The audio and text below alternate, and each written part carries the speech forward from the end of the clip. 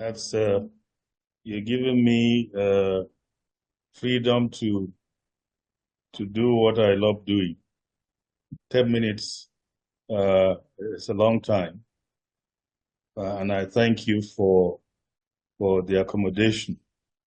I think, first of all, let me congratulate my brother and sister Femi and Alaba, for showing what real true love for children signify. Despite the challenges, despite all the difficulties, you can see the very big smile on Laolu's face virtually throughout the time that we're singing his happy birthday song. You've sacrificed a lot of your time, as I mentioned to you earlier today, mentally, physically, emotionally, and also spiritually, to give Laolu a very good life. And I want to thank you for that. I want to thank all those who have continuously supported Benola in all facets of his activities, be it advocacy or fundraising, or just, sharing, companionship with Benola, which really counts, a lot.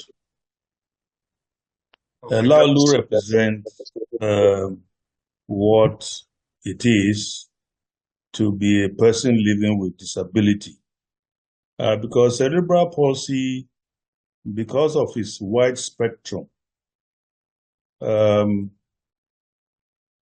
represents all kinds of disabilities. It represents physical disability.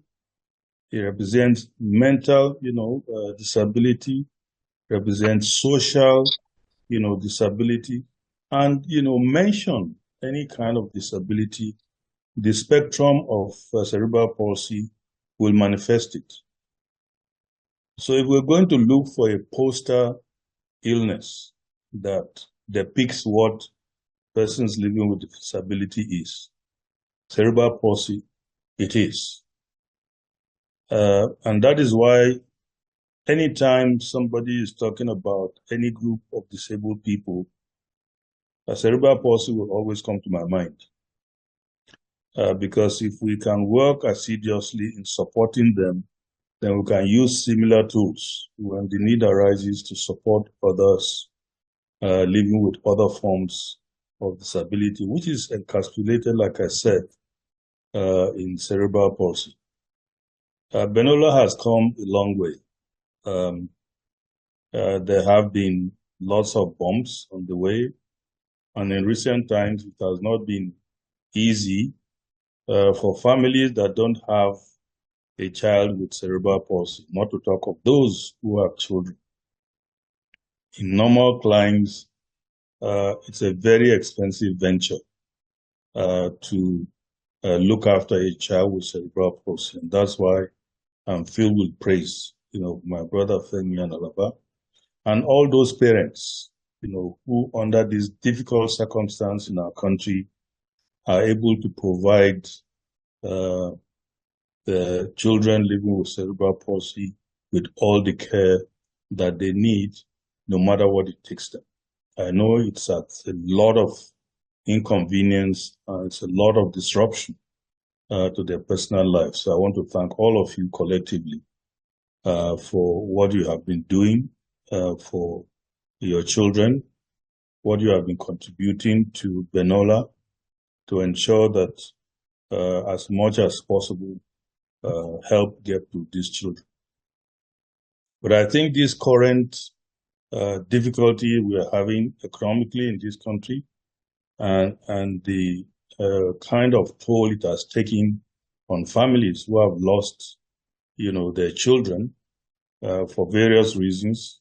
Don't know yet what the breakdown is as to the cause of death, but there's no doubt in my mind that the current economic, climate in the country will be a contributing factor to that. Even I know from the few medications I have to take as a result of this aging process, I know how prices of medications have catapulted, some by 300%, some by 500%, to the point where I don't ignore some of those very interesting messages on social media talking about alternative medicine for hypertension and for arthritis and for all kinds of illnesses, particularly those that afflict those of us who are advancing in age, because the costs are just astronomical.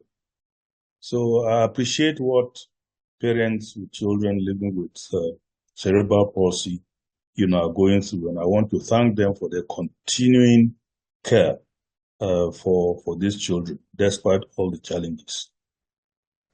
Going forward, I think we need to brainstorm. We need to sit down and brainstorm as to how do we get help for families living with cerebral palsy outside what Benola can do. Because there's no doubt in my mind that our current strategy is not sustainable. We have seen it in this climate because so much resources are needed. Human resource in terms of those who are willing to go out there and assist these families, material resources in terms of funds, either directly or, funds to help us get aids that will assist, children with cerebral palsy to be mobile and to be able to be sometimes, depending on where they are on the spectrum, productive members of society. I think that discussion needs to be held. And hopefully, in the next few weeks, I hope we'll be able to find a forum where we can brainstorm and look at ways that we will lessen the burden of Benola in assisting families living with cerebral palsy by bringing others in to join us as partners so that we can continue to evolve and also provide assistance, for families living with cerebral palsy. I'd like to stop there so I don't monopolize the time. Once again, happy birthday to Olaolu, and thank you for giving us the opportunity to appreciate God, for what, he has done, and to teach us quite a few lessons about love and forbearance. Thank you very much. Thank you very much, sir. Once again, that was Dr. Tunji Funsho, the chairman, Benola Board of Trustees.